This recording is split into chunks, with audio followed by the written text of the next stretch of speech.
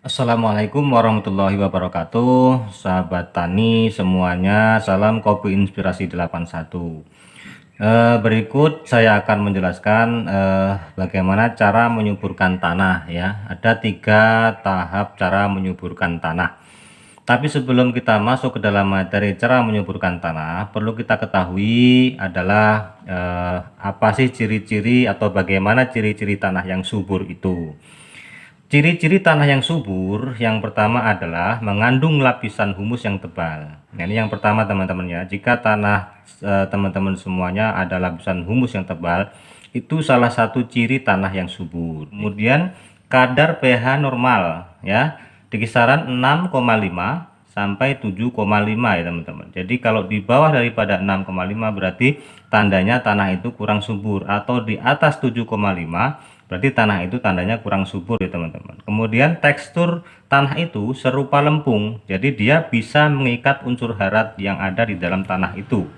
Jadi tidak seperti pasir atau gambut ya teman-teman. Jadi dia tekstur tanah itu seperti lempung ya. Jadi ciri tanah yang subur itu bisa mengikat ya, mengikat unsur hara, yaitu cirinya tanah itu seperti lempung.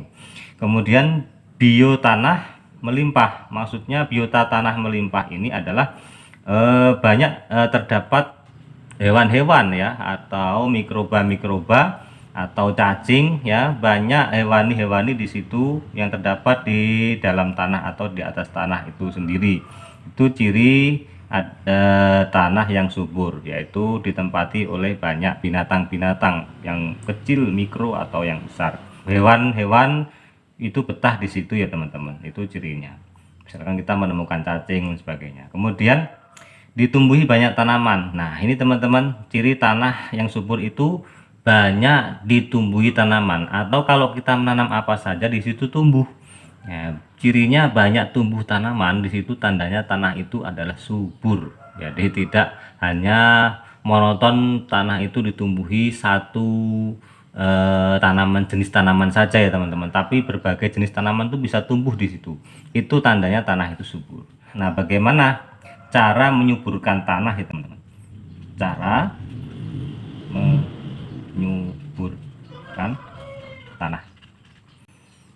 Ya, yang pertama adalah cara mekanik. Ya, cara mekanik itu ya, cara menyuburkan tanah dengan cara mekanik itu seperti biasa teman-teman, membajak, mencangkul ya, kemudian membuat perkokoh tanah dengan cara membuat tanggul atau piringan dan sebagainya. Kemudian penyiraman ya, membuat irigasi, itu adalah cara menyuburkan tanah yang pertama. Kenapa? Karena kalau disiram terus-menerus tanah itu akan menjadi lembab dan bisa ditumbuhi mikroba-mikroba. Kemudian kalau membuat irigasi itu adalah supaya terarah ya, air itu tidak meluap ke atas, air itu telah bergenang di daerah bawah dan dia tidak menggerus area tanah ya, seperti itu teman-teman ya. Membajak, yaitu jelas kalau kita membajak tanah itu supaya menjadi gembur kembali, tidak padat, kemudian bisa kita baru bisa kita tanam. Kemudian cara yang kedua dengan metode biologis ya, metode biologis. Nah, metode biologis ini apa teman-teman? Yaitu contohnya dengan cara kita bisa menambahkan pupuk organik ya, kita bisa menambahkan pupuk kandang, kita juga bisa menambahkan daripada pupuk kompos ya teman-teman. Nah ini cara menyuburkan tanah yang kedua ya teman-teman, urutan yang kedua teman-teman. Jadi urutannya yang pertama yaitu mekanik ya, jangan terbalik ya teman-teman. Nah, kemudian yang kedua adalah metode biologis ya, yaitu dengan pupuk organik, menambahkan pupuk kandang, tambahan pupuk kompos. Yang kesemua ini adalah bertujuan untuk memberikan supaya mikroba-mikroba itu bisa berselancar di tanah itu, membuat tanah itu menjadi gembur, kemudian mikroorganisme itu bisa berkembang biak di area tanah yang kita berikan pupuk tersebut, yaitu pupuk biologis, yaitu organik, kandang, kompos, atau daun-daunan yang hijau kita tumpukan di situ. Pokoknya dia sejenis, yaitu biologis ya teman-teman, seperti itu. Kemudian yang ketiga yaitu dengan metode non biologis.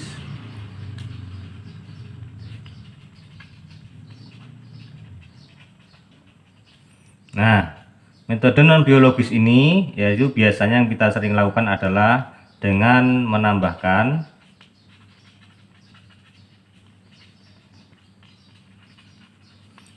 pukim ya, pupuk kimia ya. Menambahkan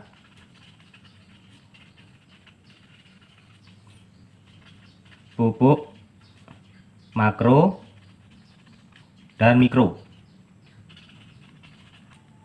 Nah, ya teman-teman, metode non biologis yaitu kita dengan menambahkan pupuk kimia, kemudian contohnya juga bisa menambahkan pupuk makro dan mikro ya teman-teman. Itu juga cara untuk penyuburan tanah atau untuk menyehatkan tanah. Namun ini tidak boleh terbalik teman-teman. Cara yang pertama, kemudian kedua, kemudian ketiga. Nah, selama ini yang sering kita lakukan adalah dengan penambahan terus-menerus pupuk non biologis ini, yaitu pupuk kimia ya teman-teman. Nah, ini lama kelamaan tanah kita juga tidak baik teman-teman, yaitu bisa menjadi tandus dan mikroba-mikroba itu bisa kurang efektif ya. Maka sebaiknya kita menggunakan cara itu berurutan. Yang pertama yaitu dengan cara mekanik, kemudian cara biologis, kemudian non biologis yaitu yang ketiga. Jadi jangan melulu non biologis ya. Karena selama ini kalau kita melihat tanaman yang subur itu otomatis kita langsung bertanya pupuknya apa. Nah, ini yang kadang-kadang kita tanyakan terus-menerus teman-teman, tanpa kita memikirkan apakah tanah kita sudah memenuhi syarat untuk yang ketiga. Nah, itu teman-teman ya. Karena untuk memenuhi syarat yang ketiga ini otomatis kita harus melakukan kedua cara ini dulu ya, atau minimal kita adalah cara yang kedua ini, yaitu kita juga sudah memberikan pemupukan dengan pengomposan atau ya buk kandang dan sebagainya. Buk kandang bisa menggunakan kohe ya dan lain sebagainya teman-teman. Jadi ini tahap-tahap cara menyuburkan tanah ya teman-teman. Jadi tanah dulu yang perlu kita suburkan, baru kita mikirkan tanamannya. Jadi itu teman-teman. Jadi tanah bagi tanaman itu adalah rumah. Nah, itu ibaratnya teman-teman ya. Jadi kalau misalkan tanaman yang lama tidak dirawat, itu bisa diibaratkan adalah orang yang sakit ya teman-teman. Karena orang yang sakit itu memerlukan tempat yang nyaman untuk berdiam diri ya teman-teman. Nah, sama dengan tanaman, tanaman juga iya. Jadi tanaman yang sakit lama tidak dirawat, dia akan memerlukan tanah yang baik untuk ditempati. Nah, jadi kalau tanahnya sudah baik untuk ditempati, dia merasa nyaman, baru kita berikan pupuk yang lain ya. Jadi tanahnya dulu diperbaiki. Nah, ini teman-teman ya, gunanya kita untuk mengetahui supaya tanah kita menjadi subur, agar tanaman kita juga subur. Jadi tanah harus subur terlebih dahulu, kemudian baru kita menyuburkan tanah. Diberi pupuk sebanyak apapun ya, pupuk kimia sebanyak apapun, kalau memang tanah kita tidak subur, mikroorganisme juga tidak ada di situ, tanahnya juga modelnya pasir atau dan lain sebagainya, maka penyerapan unsur hara dalam tanah tersebut tidak akan bisa maksimal ya teman-teman. Nah, ini pentingnya kita belajar mengenai tanah yang subur teman-teman. Jadi perhatikan dengan baik di tanah Anda masing-masing, apakah tanah tergolong di daerah Anda itu subur atau tidak. Jika tidak, lakukan cara menyuburkan tanah seperti yang saya contohkan tadi ya, dengan metode mekanik, kemudian lanjutkan dengan metode biologis, kemudian yang ketiga lanjutkan dengan metode non biologis. Jangan terbalik teman-teman, terus kita gembur dengan non biologis pupuk kimia tanpa memperhatikan daripada biologisnya, atau juga tidak pernah dicangkul atau diperbaiki struktur tanahnya. Jadi itu ya teman-teman. Sampai di sini perjumpaan kita, semoga bermanfaat bagi teman-teman semuanya dan bisa membantu daripada solusi tanah Anda, sehingga tanaman Anda menjadi subur dan mempesona ya teman-teman. Oke, salam hormat dari saya, salam kopi inspirasi dalam 81.